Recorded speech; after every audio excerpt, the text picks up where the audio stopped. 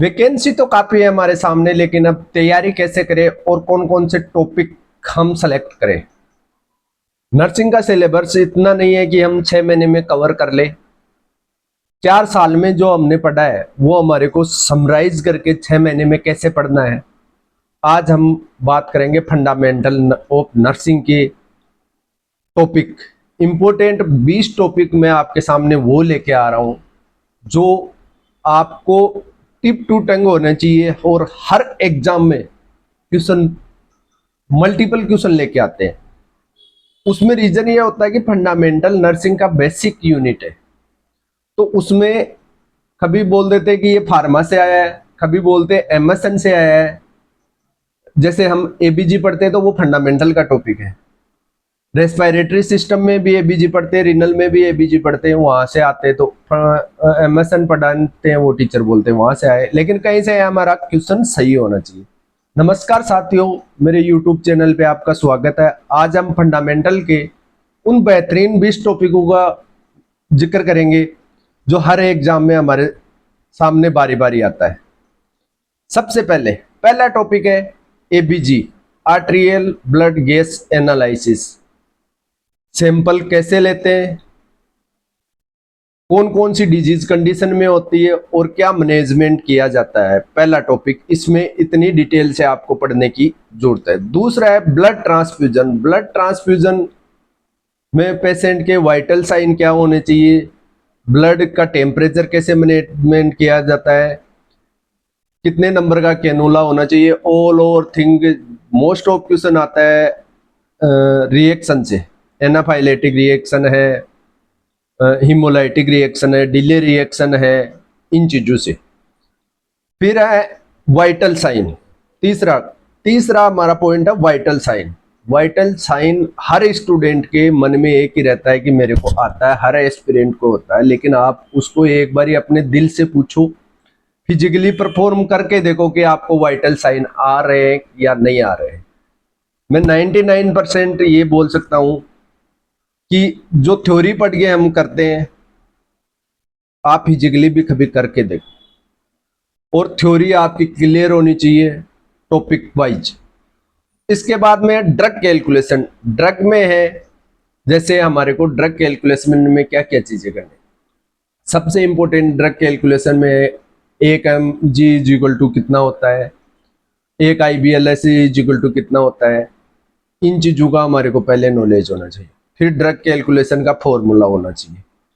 फिर डॉक्टर क्या एडवाइस करता है, नर्सिंग स्टाफ को क्या करना है। अब नॉर्मल वाइटल साइन है तो नर्सिंग स्टाफ को क्या एक्शन करना है, कहाँ डॉक्टर को क्वेश्चन करना है कि ये मेडिसिन सर क्यों दे रहे हो, कहाँ पेशेंट को समझाना है। ये सारी चीजें ड्रग कैलकुलेशन और ड्रग एडमिनिस्ट्रेशन के चैप्टर की। कैथेटराइजेशन एंड सैंपलिंग हर एग्जाम में क्वेश्चन आता है, साइज से रिलेटेड, एडमिनिस्ट्रेशन से रिलेटेड, इन्फेक्शन से रिलेटेड। इन्फेक्शन से, कैथेटर से रिलेटेड इन्फेक्शन होता है, उससे कैसे बचा जाता है। कोटी most common hospital acquired infection होता है जो हेल्थ वर्कर की वजह से होता है, में 99% पेशेंटों को होता है। और उसमें रीजन यही है कि कहीं ना कहीं हमारी लेक ऑफ हाइजीन की वजह से है, असेप्टिक टेक्निक नहीं मेंटेन कर पा रहे हैं, उनकी वजह से है। Ryle's tube administration, गवाज लवाज administration, feeding कैसे करनी है। लंबर पंचर, लंबर पंचर में क्या है, लंबर पंचर कैसे करते हैं, पोजीशन क्या है। उसके बाद में कॉम्प्लिकेशन का हमारे को इंटरवेंशन। देखो एग्जाम वो पूछना चाहती है, हर किसी को आता है कि लंबर पंचर कौन से वर्टिब्रा में किया जाता है, लेकिन कॉम्प्लिकेशन का आपको मैनेजमेंट आ रहा है तो वहां पे ये आपका पता चल रहा है कि आपको कितना नॉलेज है। आप थ्योरी तो पढ़ लेते हो, नॉर्मल थ्योरी सभी पढ़ते हैं, लेकिन कॉम्प्लिकेशन कौन पढ़ता है, जो डीप जाके थ्योरी पढ़ते हैं वो। इसके बाद में drug calculation and drug administration के रूट।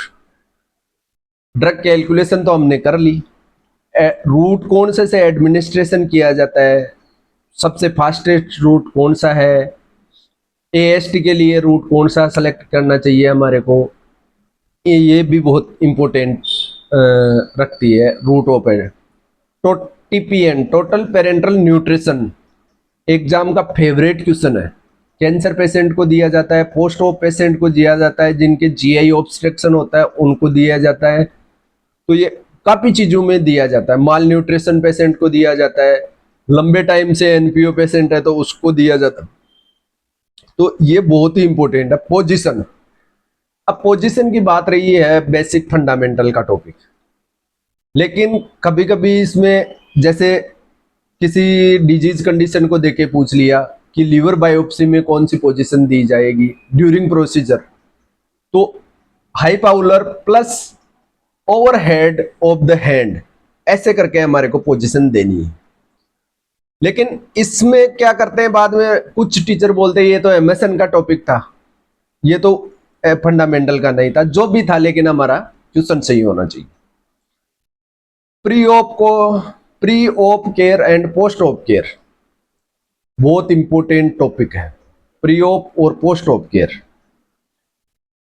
ये इसलिए इंपॉर्टेंट है कि पेशेंट को प्री ऑप में आने से पहले जब ऑपरेशन टेबल पे जाता है पेशेंट, वहां तक पेशेंट की 0.1% भी नेग्लिजेंसी नहीं होनी चाहिए। सारे चीजें अप टू डेट होनी चाहिए। PAC, primary anaesthetic checkup complete होना चाहिए। प्री ऑप केयर में हाइजीन से रिलेटेड केयर आ गई, वो होना चाहिए। पेशेंट की जीआई की सर्जरी है तो बाउल वॉश होना चाहिए उसका। पेशेंट की हेड की सर्जरी है तो पेशेंट के हेयर वगैरह रिमूव होने चाहिए, ज्वेलरी रिमूव होना चाहिए। प्री मेडिकेशन लिया हुआ तो प्री मेडिकेशन पेशेंट को कौन सी चल रही है वो कंप्लीट होनी चाहिए। ओएचए चल रहा है वो ओमिट होना चाहिए। एंटीकोगुलेंट चल रहा है, हेपेरिन चल रहा है तो वो 6 से 8 घंटे पहले स्टॉप होना चाहिए। वारफेरिन चल रहा है तो 7 डेज, कम से कम 7 डेज पहले उसको स्टॉप करना होता है। तो ये प्री ऑप केयर होती है। इसके बाद में थायराइड की मेडिसिन लेनी होती है, बीपी की मेडिसिन चल रही है, लेनी होता है। पेशेंट एंजाइटी में आ गया है ऑपरेशन से पहले, तो पेशेंट की एंजाइटी को दूर करने के लिए एंजियोलाइटिक ड्रग होती है, वो हम डॉक्टर को इन्फॉर्म करते हैं और डॉक्टर उनको प्रिस्क्राइब करता है और पेशेंट को हम देते हैं। पेशेंट के एंजाइटी होने से क्या प्रॉब्लम हो सकती है, एंजाइटी होने से पेशेंट टेकिकार्डिया हो सकता है, हाइपरटेंसिव हो सकता है।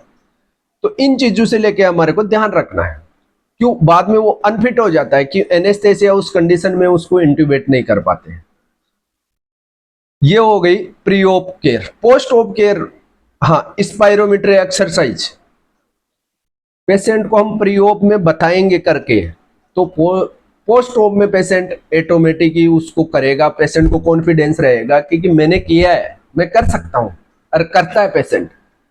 तो पेशेंट को रेस्पिरेटरी डिस्ट्रेस वगैरह नहीं होगा।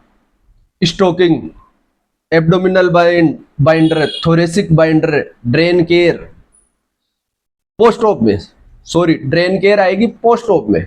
पोस्ट ऑप में पेशेंट का ड्रेसिंग, सबसे पहले फ्लूइड लॉस का ध्यान रखना है, बीपी का ध्यान, वाइटल साइन चेक करने। सेकंड, ड्रेन केयर करनी है। एयरवे मेंटेन, एयरवे कैसे मेंटेन किया जाता है, ये चीजों का हमारे को ध्यान रखना चाहिए। अब 15 नंबर हमारा टॉपिक है कार्डियक पल्मोनरी रिससिटेशन। सबको आता है नाम, सीपीआर सुनते ही हर एस्पिरेंट के ये आता है कि मेरे को आता है, लेकिन वो एग्जैक्ट नहीं आता है। क्यों? जो डाटा आपको पूछना चाहता है एग्जामिनर, वो आपको डाटा नहीं आ रहा है। डाटा आ रहा है तो आपको क्वेश्चन वो ऐसा करता है कि हम कहीं न कहीं पहले पेशेंट का असेसमेंट नहीं कर पाते, सीपीआर स्टार्ट कर देते हैं। कई बार ऐसी कंडीशन देते थे रोड साइड की, तो वहां पे हमारे को कॉल के लिए एम्बुलेंस बुलानी होती है। हॉस्पिटल में आता है तो हमारे को क्या करना है, एक हॉस्पिटल में बेड पे पेशेंट अनकॉन्शियस हो गया तो क्या करना है। ये 3-4 अलग अलग कंडीशन है, तो इनमें हमारे को ध्यान रखना है। फिर है ट्रकेस्टोमी केयर, और ट्रकेस्टोमी ट्यूब की साइज है, सक्शन है, सक्शन का प्रेशर है, कॉम्प्लिकेशन क्या हो सकता है। ब्रेडिकार्डिया हो गया तो नर्सिंग स्टाफ क्या कर पाएगा उसमें। नर्सिंग बैरियर, सबसे नर्सिंग का शानदार क्वेश्चन है, हर एग्जाम में कम से कम 5 क्वेश्चन लेके आता है नर्सिंग बैरियर। अब आप बोलोगे सर कैसे, मैं बताता हूं। ये 5 क्वेश्चन ऐसे करके लेके आता है कि हैंड हाइजीन नर्सिंग बैरियर का क्वेश्चन है। हैंड हाइजीन है वो नर्सिंग बैरियर का क्वेश्चन है। जो इन्फेक्शन की मोस्ट इंपोर्टेंट चेन है जो ब्रेक करने की, हैंड हाइजीन। पीपीई किट होता है, पर्सनल प्रोटेक्टिव इक्विपमेंट। कहाँ हमारे को वियर करना है, कहाँ पे कौन सा करना है, ये से नहीं है कि हमने पढ़ लिया कि नर्सिंग बैरियर है तो हर जगह नहीं। रेस्पिरेटरी एयरवे में कौन सा करना है, कॉन्टेक्ट परक्यूशन में कौन सा करना है, यूनिवर्सल परक्यूशन में हमारे को कौन सा करना है, तो अकॉर्डिंग टू डिजीज कंडीशन हमारे को करना है। हैंड वॉशिंग का टाइम, सोशल हैंड वॉशिंग कितने टाइम की होती है, 10 से 20 सेकेंड होती है। मेडिकल हैंड वॉशिंग कितने टाइम की होती है, सर्जिकल हैंड वॉशिंग कितने टाइम की होती है, स्क्रब कितना टाइम का होता है। ये सारी चीजें नर्सिंग बैरियर के अंदर आती है। और एक हेल्थ वर्कर को ये राइट नहीं है कि किसी पेशेंट को वो इन्फेक्शन दे। इस चीज का अपनी लाइफ में बहुत इंपॉर्टेंट महत्व है। फिर है नर्सिंग थ्योरी और कोड ऑफ एथिक्स, जो हमारे को फर्स्ट ईयर में पढ़ाया जाता है, लेकिन हमारे को फर्स्ट ईयर में वो चीजें ध्यान में नहीं रहती है। तो कोड ऑफ एथिक्स का हर एग्जाम में क्वेश्चन मिलता ही मिलता है। PGI Sangrur, SGPGI, PGI Sangrur में तो मैं आपको ये बता सकता हूं कि कोड ऑफ एथिक्स से 2 क्वेश्चन मिलेंगे सीधे के सीधे। हॉस्पिटल सेटअप, हॉस्पिटल सेटअप में क्या चीजें आती है, पीएससी, सीएससी, सब सेंटर है, ट्रेसरी लेवल का हॉस्पिटल है, ये सारी चीजें आती है। कितना स्टाफ होता है, कौन सा स्टाफ है, पीएससी का इंचार्ज कौन होता है, एमओ होता है, मेडिकल ऑफिसर होता है, ना कि नर्सिंग स्टाफ होता है वहां पे। फिर है चेस्ट ड्रेनेज का मैनेजमेंट। चेस्ट ड्रेनेज का मैनेजमेंट